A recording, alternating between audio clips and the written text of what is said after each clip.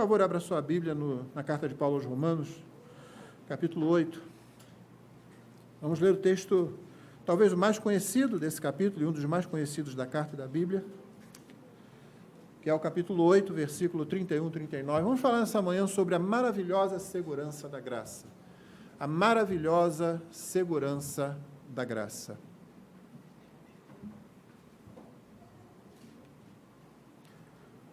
Romanos, capítulo 8, 31 a 39. Diz assim a palavra de Deus. Que diremos então à vista destas coisas? Se Deus é por nós, quem será contra nós? Aquele que não poupou o seu próprio filho, mas por todos nós o entregou, será que não nos dará graciosamente com ele todas as coisas? Quem intentará acusação contra os eleitos de Deus? É Deus quem os justifica. Quem os condenará? É Cristo quem morreu, ou melhor, quem ressuscitou, o qual está à direita de Deus e também intercede por nós. Quem nos separará do amor de Cristo? Será a tribulação, a angústia, a perseguição, ou a fome, ou a nudez, ou o perigo, ou a espada?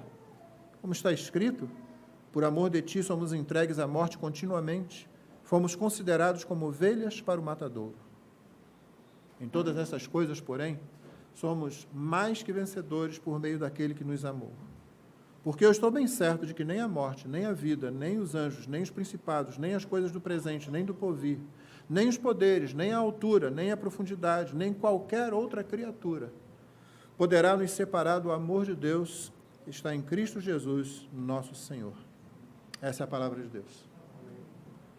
Irmãos, segurança é uma palavra que causa dois efeitos em nós. Nós somos atraídos por ela e nós a repelimos também.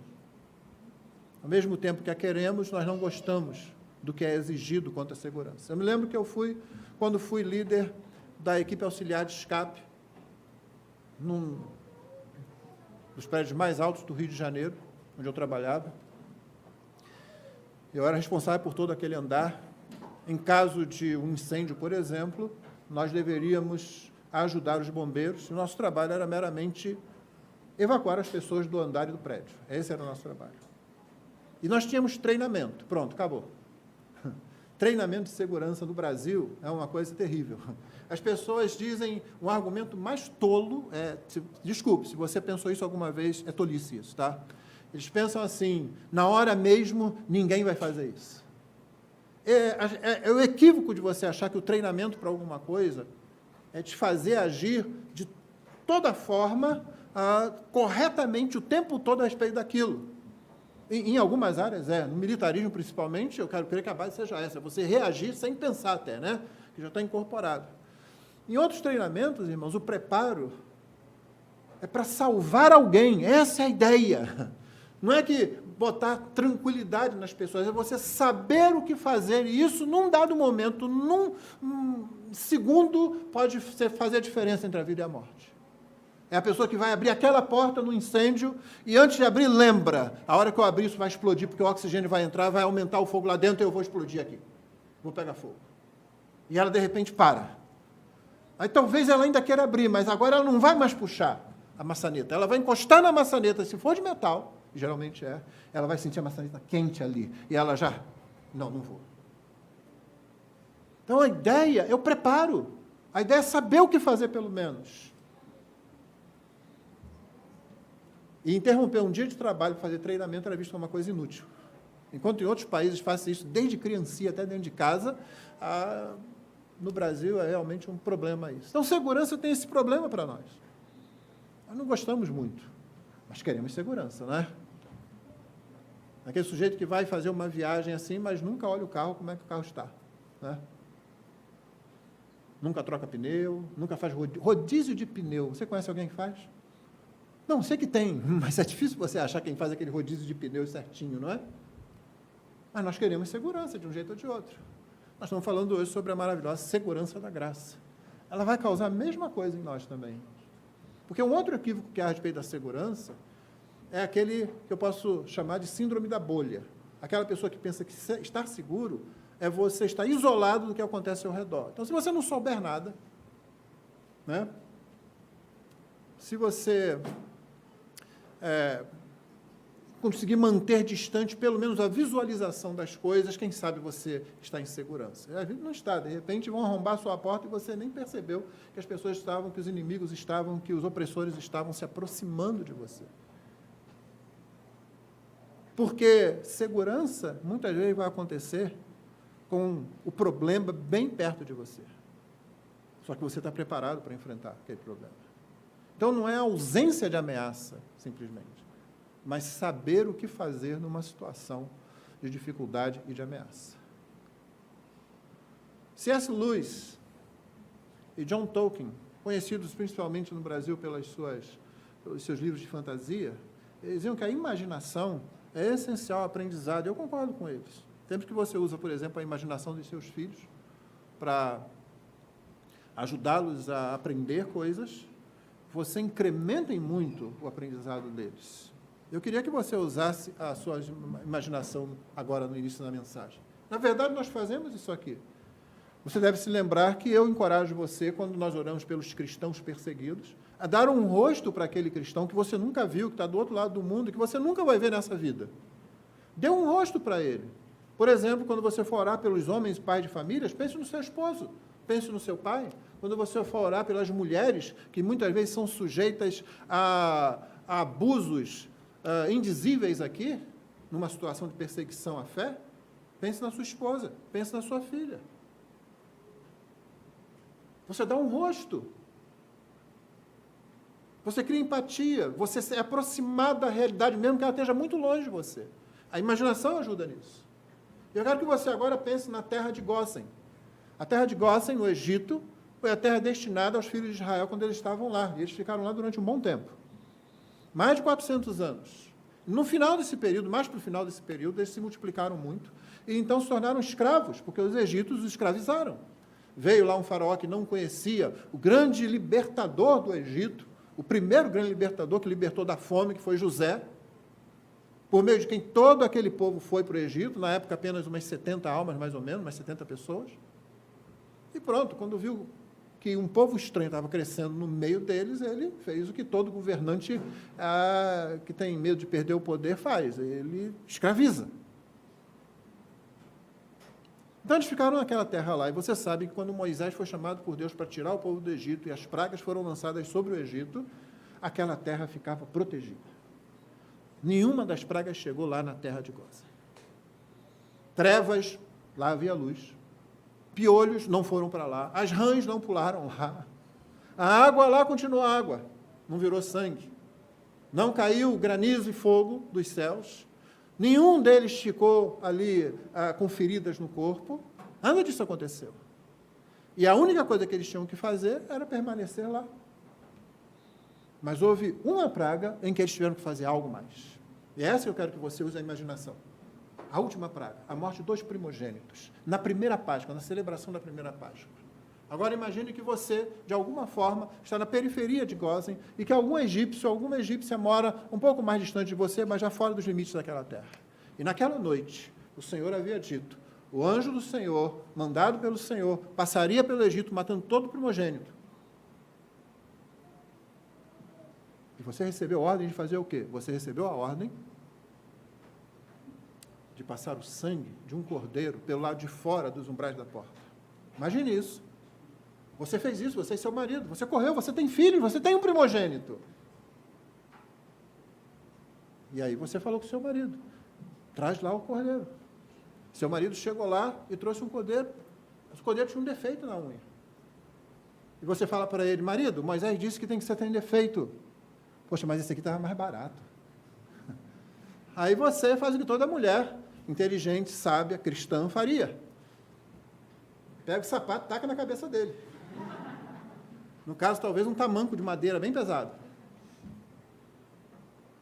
Se meu filho morrer porque você quiser economizar dinheiro, você vai logo depois dele, hein? Aí ele corre lá e traz. Aí você mata o cordeiro. Aí você passa lá. E o dia vai passando. E você está pronto. Você sabe que aquela carne do cordeiro vai ser comida dentro de casa. E que você já tem que estar com as malas prontas também para sair. Tudo isso foi orientado. A noite chega, escurece. Meia-noite chega. E você está ali esperando. E você talvez não tenha pensado nisso. Você sentou na sua cama, você está olhando para o seu filho, de repente você ouve um grito. O grito é daquela sua vizinha, que mora um pouco mais adiante, mas fora da terra de Gósen. O primogênito dela morreu. Ela era até uma egípcia legal com você. De alguma forma, ela se tornou sua amiga. Mas ela não obedeceu a ordem de passar o sangue. Ela estava fora da terra e não obedeceu a ordem de passar o sangue.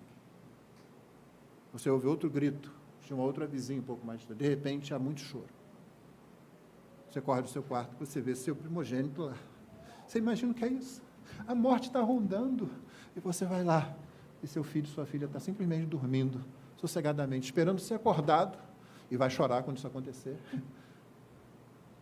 para que você saia do Egito finalmente. Segurança. Não tem nenhuma parede, não tem nenhum muro, não tem nenhum campo de força. Tem sangue que você nem vê, porque vai passar pelo lado de fora, porque não era para você, é para o anjo da morte, é para Deus. Segurança. Deixa a gente assim. Você quer e, ao mesmo tempo, você fica tenso. Você quer e, às vezes, você não quer fazer aquilo que é necessário. Você não acredita. Algum egípcio, eu tenho certeza, irmãos, algum egípcio acreditou, algum egípcio passou o sangue. Porque a Bíblia diz que havia egípcios que temiam o Senhor. Quando aquela praga de granizo, fogo, caiu do céu. Tudo junto. Animais morreram. A Bíblia diz que alguns egípcios que temiam ao Senhor pegaram seus animais e não botaram para o pasto, cobriram, deixaram guardados. E ficaram lá vivos. Eu acho que esses, pelo menos, foram lá, olha, me dá um cordeiro aí que eu vou passar o sangue lá e vou ficar dentro de casa. Segurança. Causa isso em nós. Vamos fazer uma rápida viagem até o capítulo 8, para a gente chegar nesse capítulo que fala sobre segurança. No capítulo 1, o Evangelho é o tema dominante. A palavra aparece 7 vezes, só no capítulo 1 de Romanos, porque você sabe que o Evangelho é o tema que Paulo quer expor com os romanos, porque uma das razões dele escrever essa carta é que ele espera que os romanos o enviem adiante até o que hoje a gente conhece como Espanha, naquele tempo já era conhecido assim. E ele quer que a igreja dê suporte a isso. Então, o que ele faz? Ele aproveita para fazer uma grande exposição, por isso que o João Calvino disse que a carta aos romanos é uma ótima introdução ao Evangelho, porque Paulo faz uma apresentação tipo, olha, é isso que eu prego, e é isso que eu quero que vocês me ajudem a pregar, mais para o Ocidente agora. Então, o Evangelho domina o capítulo 1, e é dito logo de cara que o Evangelho satisfaz a justa ira de Deus. No capítulo 2, Deus, em sua justa ira, esse é o resumo, Deus, em sua justa ira, trata de forma imparcial todos os homens, sejam judeus ou não. Paulo está dizendo o seguinte, não pensa que você tem vantagem. Existe uma vantagem, mas ela não é suficiente para a salvação. Você, judeu, precisa do Evangelho, assim como não judeu também precisa. Capítulo 3, todos, por causa disso, são igualmente pecadores, porque Deus assim os considera, sejam judeus ou não, e só tem esperança na justiça que vem pela fé em Cristo, Redentor de todos os homens. No capítulo 4, Paulo usa o exemplo de Abraão, que é dado como modelo para todos os que vierem a se tornar seus descendentes espirituais, sejam judeus ou não. Capítulo 5, a justificação, nos coloca numa posição de paz e confiança em relação à justiça de Deus e sua ira. Paulo está dizendo isso. Justificação é igual a temos paz com Deus. Os efeitos da queda, ainda no capítulo 5, que é a nossa herança em Adão, começam a ser satisfeitos pela graça que há em Cristo. O que Adão fez é desfeito em Cristo, e aí algo muito melhor é feito, inclusive.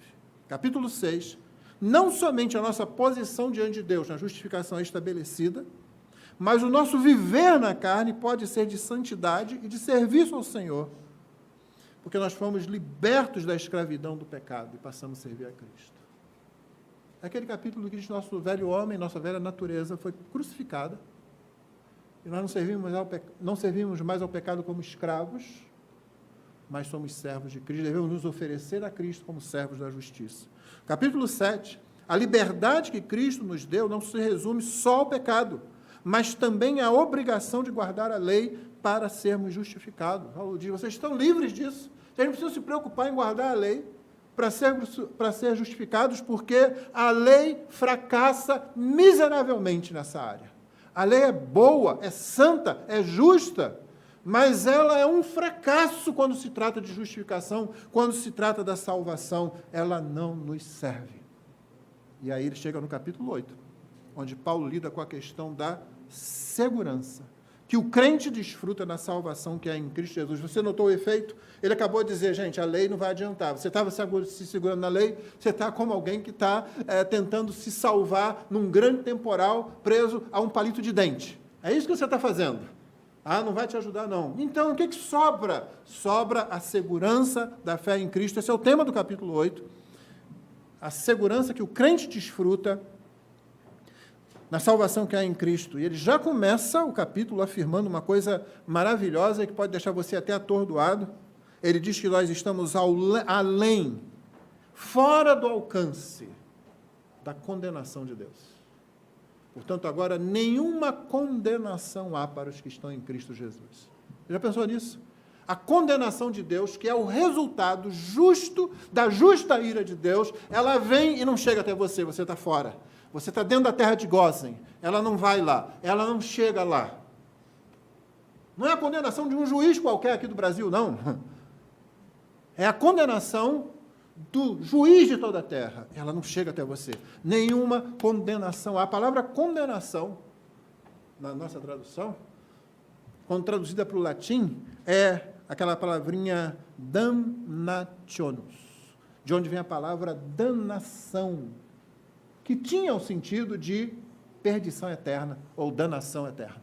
Você falava danação, em certos idiomas, a pessoa sabia que você estava se referindo àquele inferno eternamente. Era lá que isso ia acontecer. Pois a condenação, a danação eterna, justa, correta, resultado da justiça de Deus, ela não chega até você, ela para ali no capítulo 8, verso 1. Nenhuma condenação há para os que estão em Cristo Jesus. Nenhuma. Os católicos esqueceram de olhar isso com atenção e ainda colocam lá um purgatório para ver se há, né? Não, nenhuma condenação, não há nada para ser expiado, nada para ser limpo, nada para ser aperfeiçoado. Tudo isso aconteceu já na obra que Cristo fez. E aí no capítulo 8, Paulo coloca, primeiro que nós, depois de ter colocado isso, estabelecido logo isso, ele diz que nós estamos sujeitos agora à lei do Espírito de vida em Cristo. Diz que nós nos tornamos herdeiros de Cristo e, assim, por causa disso, filhos de Deus. E que os sofrimentos decorrentes do nosso viver nesse mundo, Paulo faz 3 afirmações sobre o sofrimento neste mundo, no capítulo 8. Primeiro, eles não podem ser comparados com a glória que nos aguarda. Nós vimos aqui na confissão de fé que as nossas obras não servem muito, porque o que Deus dá para nós é de forma infinitamente maior, não tem como comparar, entendeu? Você não conseguiria comprar. Ou nós recebemos de graça, ou então já era, porque nós não temos como fazer nada, absolutamente nada, que se compare à glória que está por vir. Mas não são só as boas obras também, não. Paulo diz, os sofrimentos deste mundo não podem ser comparados. Meu irmão, você tinha que parar e meditar nisso, mas não é sobre isso que eu vou pregar, o que eu estou pregando. Por quê? Porque você imagina quanto sofrimento está passando uma pessoa que não sabe se de repente vai cair uma bomba na sua casa. E não, seu filho não vai morrer imediatamente, não, talvez fique lá em pedaços ainda você vendo aquilo. Que sofrimento é esse?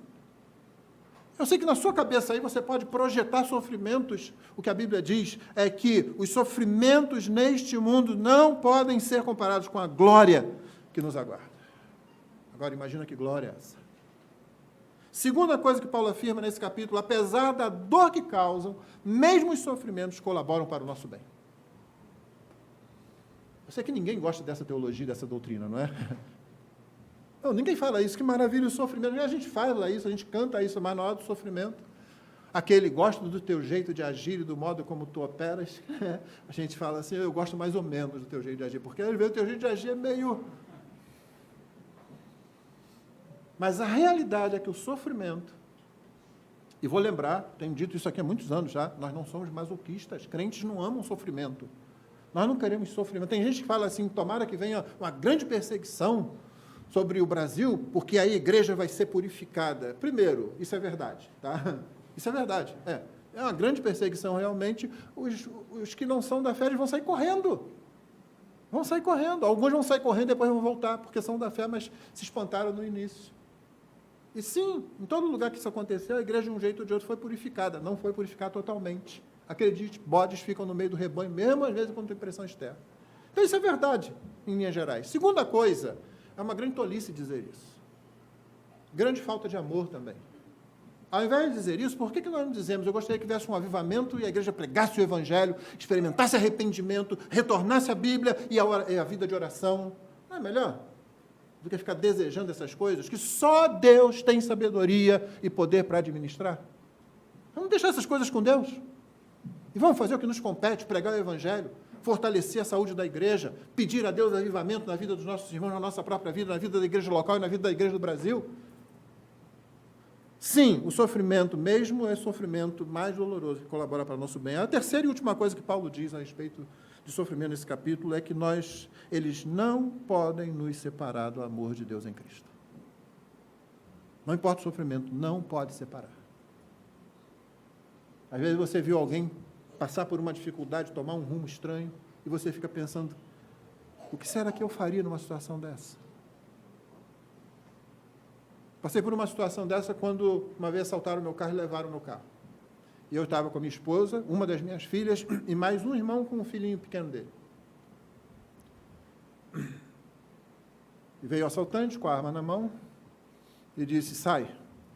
E eu disse, estou com criança no carro. Só vou sair depois que eles saírem. Sou corajoso, não sou? Gente, que pastor que você tem, hein? Pensa nisso na próxima assembleia de aumentar as prebendas pastorais aí. Não, irmão. Eu tinha ouvido o testemunho de um amigo meu, pastor também, que aconteceu a mesma coisa com ele, ele saiu, e depois que ele saiu, que ele pensou, minha mulher e meu filho. Ele ficou tão mal com aquilo, e naquele momento eu pensei assim, o que eu faria numa situação dessa? Aí veio a situação, eu reagi daquele jeito. Mas eu não sabia que ia reagir daquele jeito, não. Não sabia, foi na hora. É mais ou menos aquilo assim, é o que eu tenho que fazer. E talvez porque eu tenha sido alertado pelo caso que aconteceu antes. Mas o que a Bíblia nos afirma aqui é que você não precisa se preocupar com isso se você é de Jesus, não tem nada que vai separar você dele. Nenhuma coisa que aconteça vai separar aquele que é de Cristo, de Cristo. Cristo não deixa. Você pode ficar aí pensando, será que se entrasse alguém com uma arma e fizesse, negue sua fé, aquele quadro que a gente gosta de fazer, né? Assim, o que eu faria? Não pense sobre isso, não. Essa é uma daquelas situações que está estabelecido naquele princípio lá do sermão escatológico profético de Jesus. Ele diz, quando vocês forem levados diante de reis e governantes e tal, não pensa no que você vai falar, não. Na mesma hora, o Espírito vai conduzir você. E nessas situações de tensão, o princípio se aplica. Quando essas coisas acontecem, deixa com Deus, que é Ele que vai agir através de você. E você pode ter certeza que, seja lá o que for, nada pode separar você do amor de Deus em Cristo Jesus. Às vezes eu queria ter uma igreja mais pentecostal. Porque essas coisas têm que falar, amém, aleluia. Mas é só isso, tá, irmão? Doutrina não. Não. Segura a onda. 3 palavrinhas para a gente concluir o capítulo aqui agora, rapidamente. Questões, fundamento e convicção. Vamos repetir? Questões, fundamento, convicção. Não, as crianças não aprenderam. Eu falo, você repete, que aí as crianças vão pegar, tá bom? Questões, fundamento, convicção. Questões. Paulo começa levantando questões. Ele diz, que diremos então à vista destas coisas? Ele começa fazendo perguntas. Crianças, questões às vezes é usado como pergunta. A gente levanta a questão, levanta uma pergunta, levanta um problema para a gente investigar e para a gente responder. É isso que é. E Paulo está fazendo exatamente isso. Ele está levantando questões aqui. A primeira é introdutória e faz uma ligação entre o que vinha falando antes e o que vai falar depois. Que diremos então à vista destas coisas? A expressão destas coisas, ela pode se referir tanto ao que ele falou como ao que ele vai falar. No texto, ela se refere principalmente ao que ele vai falar ainda. Mas tem, na nossa tradução, o então. Em outra tradução, a palavra é pois.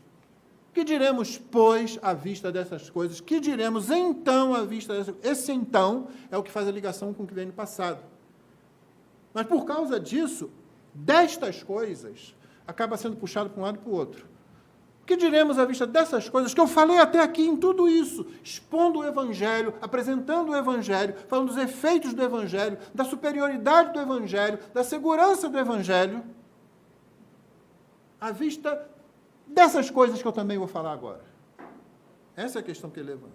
Se Deus é por nós, quem será contra nós? É que Paulo não está levantando uma dúvida. Isso aqui poderia ser perfeitamente traduzido como já que Deus é por nós, porque isso ficou explicado em todo o resumo aí que eu coloquei para você, porque é o que está em todos os capítulos de 1 a 7, antes do capítulo 8, e até no capítulo 8, até chegar ao texto que nós lemos, né, o verso 31. Já que Deus é por nós, quem será contra nós? Se ele é por nós, é que Paulo está usando aqui uma construção lógica, é só isso que ele está fazendo, por isso é o se. Se, então, se Deus é por nós, então quem será contra nós? Só que ele quis desenhar, Paulo não quis parar por aí não. Ele falou, vamos desenhar, porque as pessoas especulam muito. Então, Paulo não quis deixar isso à nossa mente, o Espírito não deixou isso à nossa mente, e Paulo resolveu colocar isso no papel. Ele disse, aquele que não poupou o seu próprio filho. Que quase que a gente é arrastado para aquela cena de Abraão levando Isaac no Monte Moriá, que, por sinal, fica bem próximo. Há quem diga que Monte Moriá e Calvário sejam a mesma região, mas, embora a localização exata é difícil de você, às vezes, com precisão apontar, mas Moriá era a região onde Jerusalém foi construída séculos mais tarde, bem perto do Monte das Oliveiras, e pode ser o cenário da crucificação. E eu não me espantaria isso. Porque esse texto, com a palavra poupou, nos arrasta para Abraão, com seu filho já colocado lá sobre a lenha, o cutelo. Cutelo, crianças, é uma faca, aquela faca de cozinha, aquela que você nunca deve pegar. Entendeu? Criança não pega em faca. Viu, Mateus? Coitado do Mateus. Pastor, criança, eu? Desculpa, eu não consegui evitar. Pegou o cutelo e ia baixar quando Deus interrompe.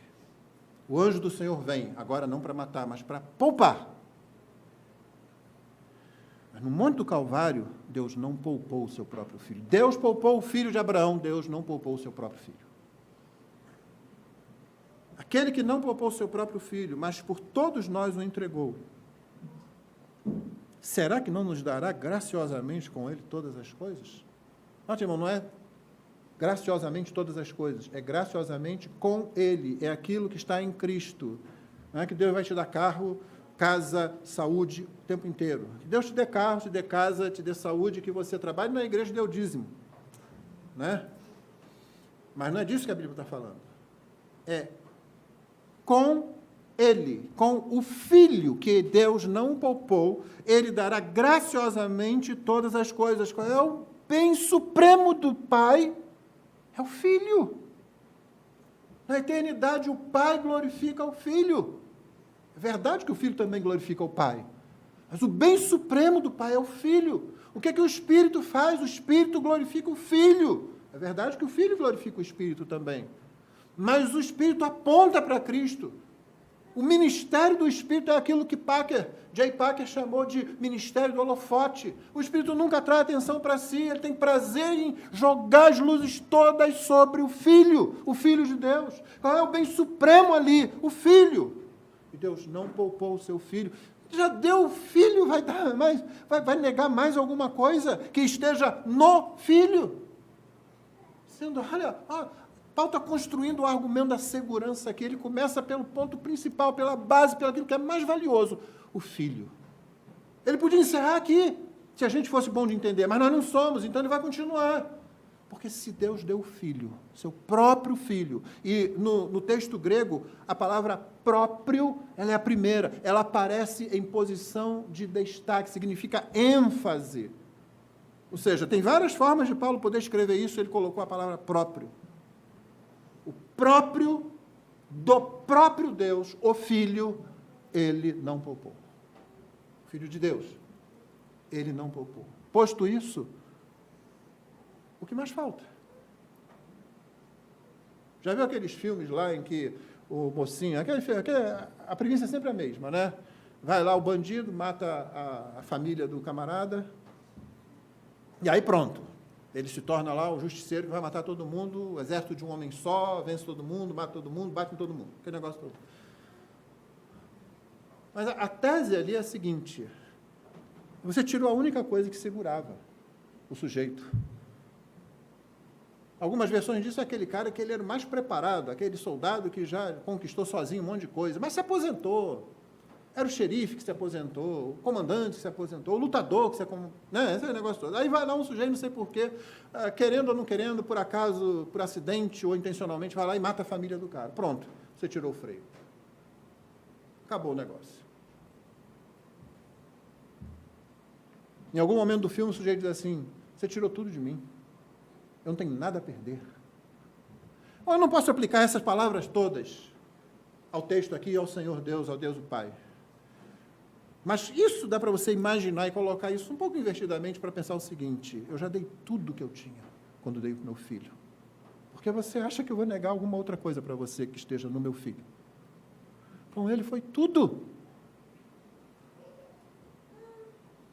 33, quem tentará acusação contra os eleitos de Deus? Paulo já trabalhou o tema da eleição, irmão, o tema da eleição na Bíblia é aquela coisa maravilhosa que nos dá segurança. A eleição nos dá segurança. Porque a eleição fala de algo que está em Deus, não de algo que está em você.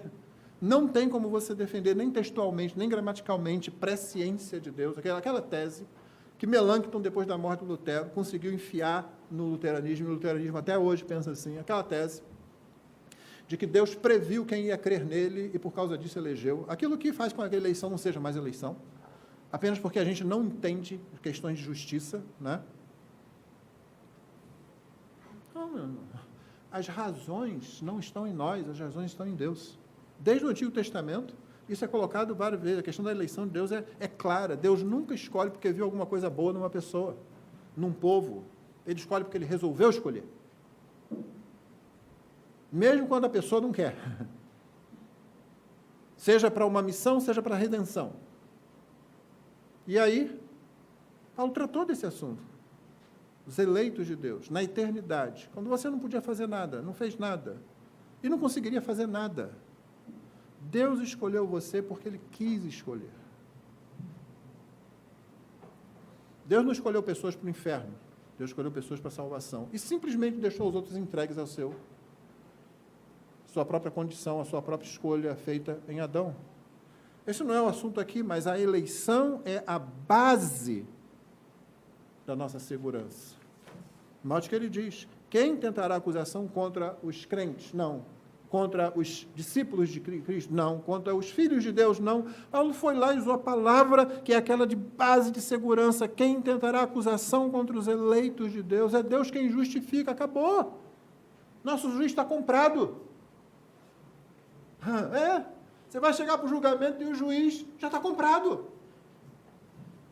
Corrupção no céu? Não é igual aqui não. Aqui até a nossa Suprema Corte pode acontecer isso, aliás, acontece. Tem gente que não gosta que eu fale isso.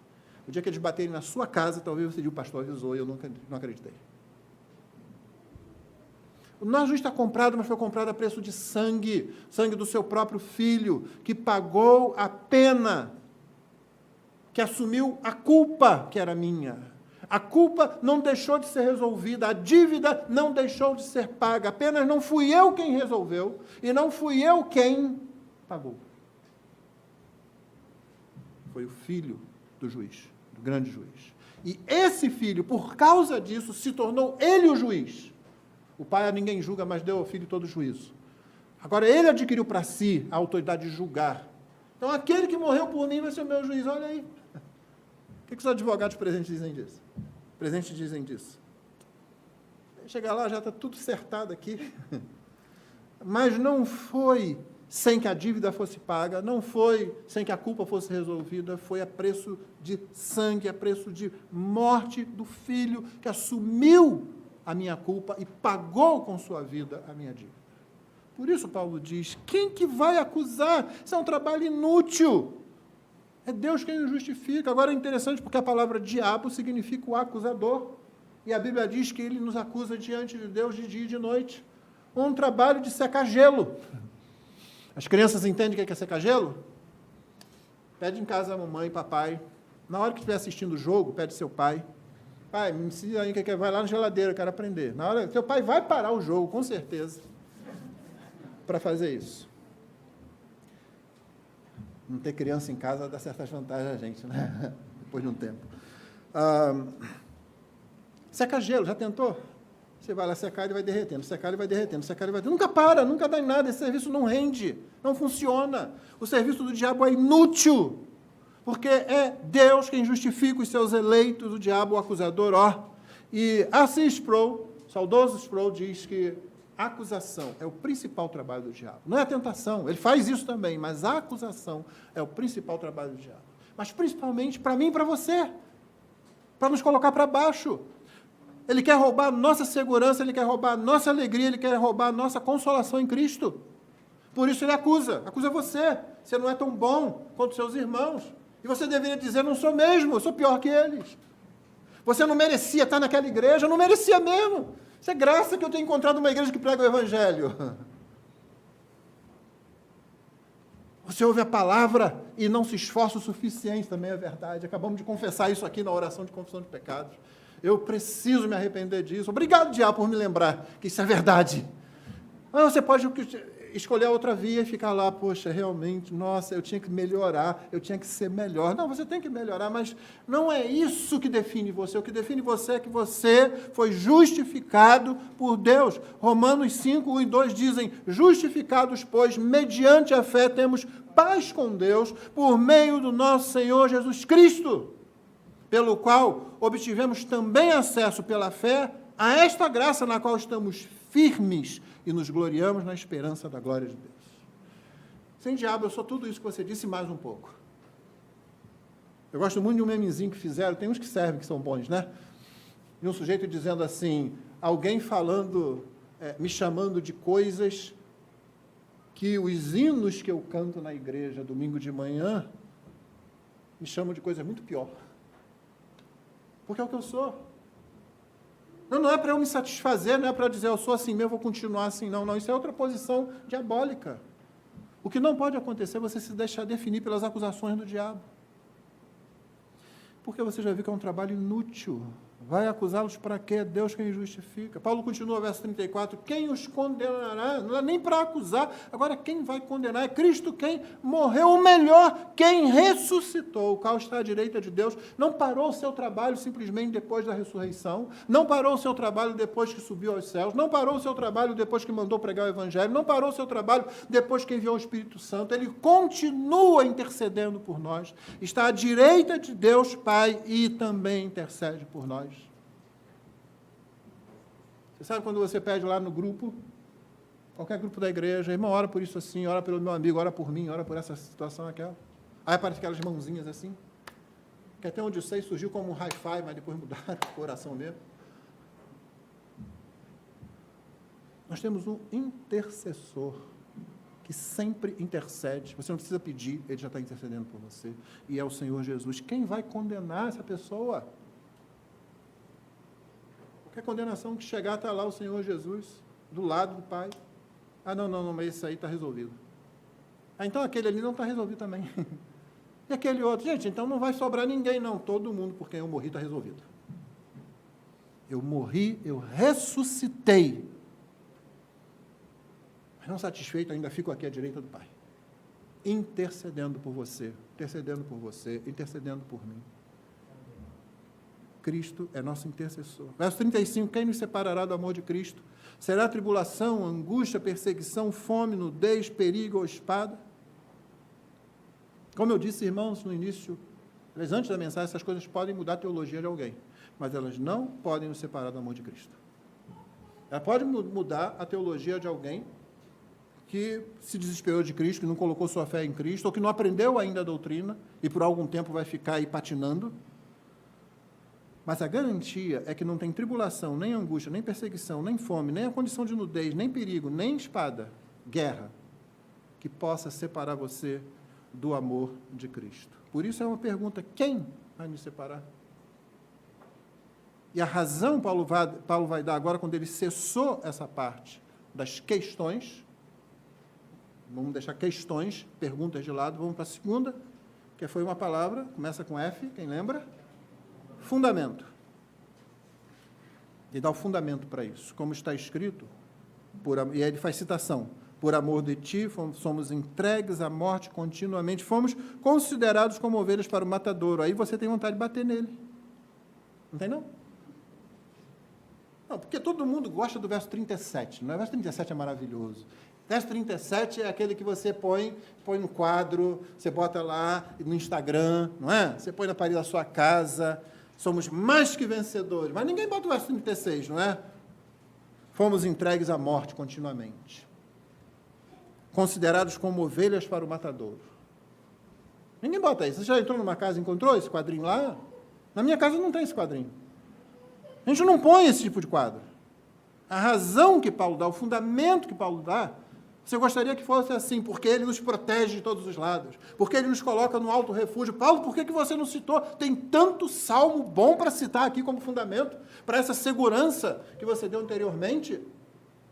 Tanto salmo bom. O Senhor é um alto refúgio, é um alto rochedo, ele é a sua sombra à sua direita, 1000 cairão ao teu lado, mas você não sai se atingir. Paulo, aí você coloca o quê? Aqui você vai citar outra coisa, que diz, por amor de ti somos entregues à morte continuamente. Basicamente, Paulo está dizendo o seguinte, olha, nada daquilo atinge você, nenhuma daquelas preocupações atinge você, nada perturba você porque você já morreu. Você já está morto.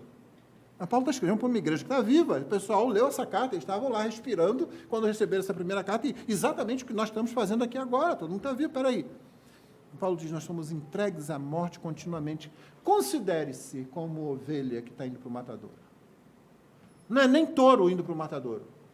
Porque um touro, de repente, pode ser que lá, pelo menos num desenho da Disney, né? As coisas acontecem, absurdas, então pode ser que ele se revolte, quebre tudo lá, mas geralmente o maior touro entra naquela trilhazinha, normalmente vai e morre. Do mesmo jeito de uma ovelha. Só que a ovelha, ela vai muito mais dócil. Ela vai lá, toda rindo. Pá, morreu. Paulo, ovelha ainda por cima, considera como ovelha, quer dizer, não tem esperança, não vai sair. Não vai sair dali, você vai morrer. Considere-se como morto. Cristo morreu por nós e nós morremos em Cristo. Quanto mais nós nos achamos vivos para o mundo, mais nós nos expomos à tentação de nos tornar como o mundo. Nós não entendemos que morremos em Cristo. O fundamento é que a nossa vida está escondida em Cristo, com Deus, como diz aos Colossenses. Porque ele já disse que as aflições desse mundo não são para comparar com a glória que há de se revelar. E eu sei, irmãos, que durante muito tempo esse argumento foi considerado um argumento a ser repelido, porque ele dizia assim que essas pessoas, o que vocês estão pregando é simplesmente para fazer as pessoas ficarem alienadas da realidade. Aí eu me lembro de C.S. Lewis com um argumento muito melhor, dizendo que não, as pessoas que têm a cabeça na eternidade são as mais relevantes para aqui. São as pessoas que entendem o que está acontecendo à sua volta. Lembra da mensagem do domingo passado? Você ter percepção do que está realmente acontecendo à sua volta. Você sabe o que está acontecendo. Tem gente que está achando que isso aqui é o destino final. Se não está achando, pelo menos vive como se tivesse.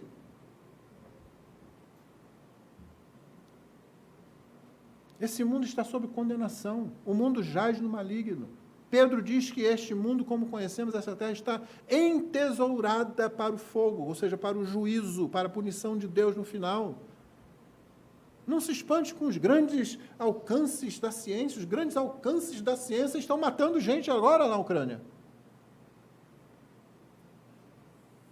Nós nos espantamos com certa... Quando nos maravilhamos com a beleza desse mundo, nós cantamos um hino aqui, chama-se Saudade, né? Eu tenho de Jesus saudade, eu não quero ficar aqui não. Passarinhos, belas flores tentam me encantar. Vãos terrestres esplendores, não quero aqui ficar. É a pessoa que percebeu, não é que ela não admire, não é que ela não louve a Deus por isso. Paulo mesmo vai dizer, olha, quando você recebe alguma coisa e dá graças, então está bem recebido. Aí fica no lugar certo, que você coloca Deus no centro, você dá graças a Deus. Você é obrigado por esse sol maravilhoso. Obrigado pelas vistas que nós temos, obrigado pela reunião de amigos, obrigado pelo mar quando a gente tem chance de estar lá. Não é errado fazer isso não, a gente faz isso, mas obrigado, Senhor. Nós não merecíamos nem ter isso aqui, porque nós demos as costas ao nosso Criador, mas o Senhor, mesmo assim, ainda nos dá a possibilidade de, num mundo que está sob a queda, usufruirmos e experimentarmos dessas coisas. Obrigado por um bom casamento, obrigado por uma família que está unida, mesmo com todos os percalços de sermos pecadores vivendo juntos, ainda estamos ali. De vez em quando eu viro para minha esposa e digo assim, a gente está no carro, só eu e ela agora, né? Passamos anos e anos com as duas crianças, né? De vez em quando nós temos agora um bando maior de crianças no carro. Né? Aí estamos nós dois lá, eu falo para ela, gosto de viajar com você. Mas toda vez que eu falo isso, eu penso, isso é uma graça de Deus. Essa mulher é uma pecadora. De marca maior, gente. Não é. A única coisa que salva ela nessa situação é porque ela dorme com o principal dos pecadores, que sou eu. Mas por causa disso, o fato é, e o que nos interessa, irmão, nós somos pecadores, e aí quando nós temos isso, damos graças a Deus por isso. Mas não é essa a nossa estação final, não é aqui a parada final, nosso destino não é esse, não. O que está para ser revelado é muito maior, por isso a gente vive aqui, dá graças a Deus, mas não ignora o erro, o problema, as dificuldades, a presença do pecado. Tão vivo aqui, nenhuma coisa nem outra nos define.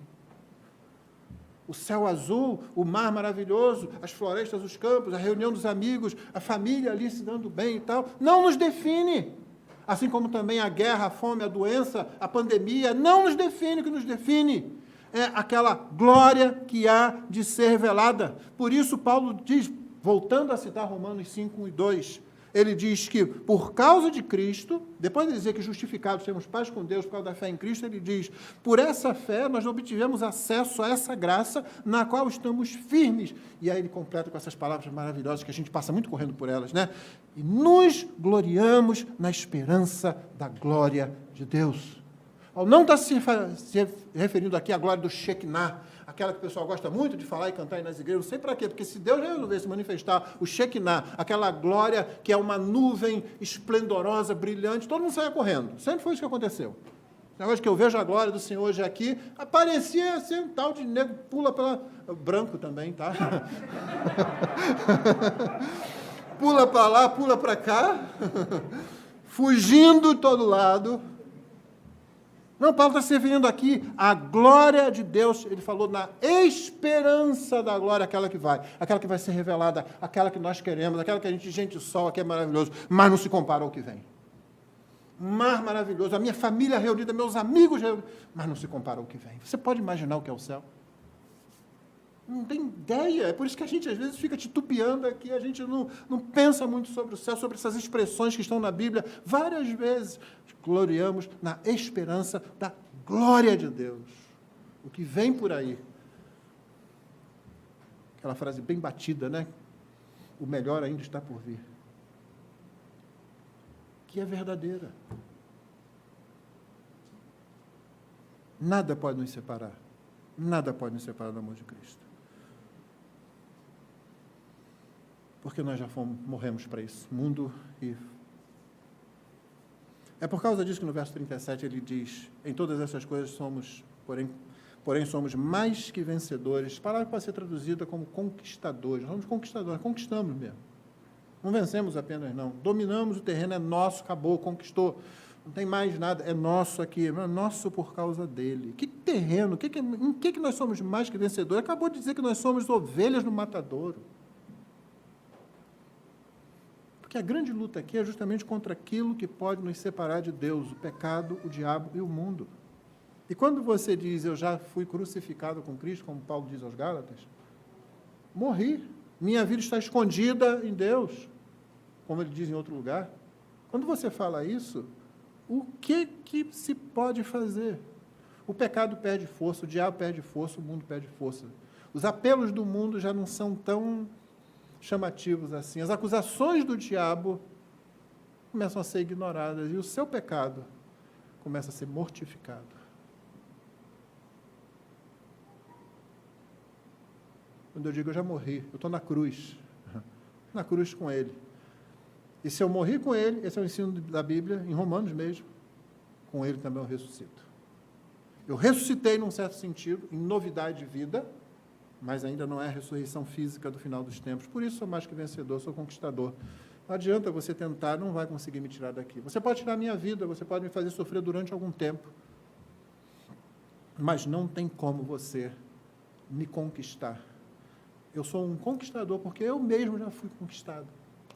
por aquele que conquista todas as coisas, por aquele que torna os seus inimigos em amigos, por aquele que envolve a gente com laços de amor, puxa para si, não tem jeito. Finalmente, a última palavra nos 2 últimos versos. Qual é a última palavra? Falei questões, fundamento, convicção. Paulo reafirma o que disse para fechar isso aí e você não ter dúvidas. Que eu estou bem certo de que nem morte nem vida. Note bem o que eu falei há pouco. O que te define não é só a questão do que é ruim, as guerras e tal, você não pode se deixar definir por isso. Guerra, dor, perda, doença. Mas você também não pode se deixar definir pelo sol, pelo mar, pela reunião de família, pelo bom casamento, pela família legal. Por isso ele diz aqui, nem morte, nem vida. Nem anjos, os anjos de Deus, nem os principados, os demônios. Nem o que está no presente, nem o que vem depois. Nem os poderes, sejam eles que espécie forem. Nada disso. Nem altura, nem profundidade. Por que ele usa isso? Pelo mesmo motivo que ele está usando todo o resto, irmão. Não é para você tentar medir coisa nenhuma. De que será que ele está falando aqui? Não. Ele está querendo dizer o seguinte, não existe coisa alguma. Nada tem capacidade de nos separar do amor de Deus que está em Cristo Jesus. Por isso ele vai continuar, nem qualquer outra criatura. O que Paulo está fazendo aqui, mas não é dando expressões para que a gente faça teologia de fundo de quintal em cima, não. Já vi gente aqui, outra criatura, disco voador. Outra criatura podia ser uma salamandra. Também é outra criatura. Já que o que está visto aqui, ele falou em poderes, anjos e tal, eu posso pensar numa salamandra, numa cutia. O que Paulo está querendo dizer, irmão, é que não existe coisa nenhuma. Nunca vai surgir nada. Não existe nada escondido atrás do universo. Permito usar essa expressão estranha, esquisita? Não tem nada escondido, não tem nenhuma surpresa de algo que vai aparecer. Agora eu vou separar você. Não, o que Paulo está usando com todas as expressões aqui, o que ele está querendo, é dizer nada pode nos separar do amor de Deus que está em Cristo Jesus nosso Senhor. E se você não é separado do amor de Deus, significa que com o amor de Deus, em Cristo Jesus, vem tudo que Cristo tem para você, tudo que Cristo conquistou para você, tudo que Cristo é para você. Gosto muito daquela música que diz, não é por causa do que eu sou, é por causa do que você fez. Não é por causa do que eu faço, é por causa do que você é, de quem você é. Você é Cristo, né? Bem entendido. Repetindo apenas para que você sinta a força de Paulo. Se Paulo estava ditando isso para Tércio foi a amanuense que escreveu Romanos, está lá no final da carta, né? Tércio está lá. E Tércio deve ter dito, Paulo, peraí, calma, o que deu em você, cara? Porque eu imagino que ele falou assim, Tércio, escreve aí. Eu estou bem certo de que nem morte, nem vida, só que ele não estava lendo, né? Ele estava pensando, nem morte, nem vida, nem anjos, nem principados, nem as coisas do presente, nem do porvir, nem os poderes, Tércio, nem a altura, você pensou, nem a profundidade, nem alguma outra coisa. Paulo, parei lá em vida ainda, não consegui. Dá um tempo. Eles vão inventar a máquina de escrever daqui a muitos séculos.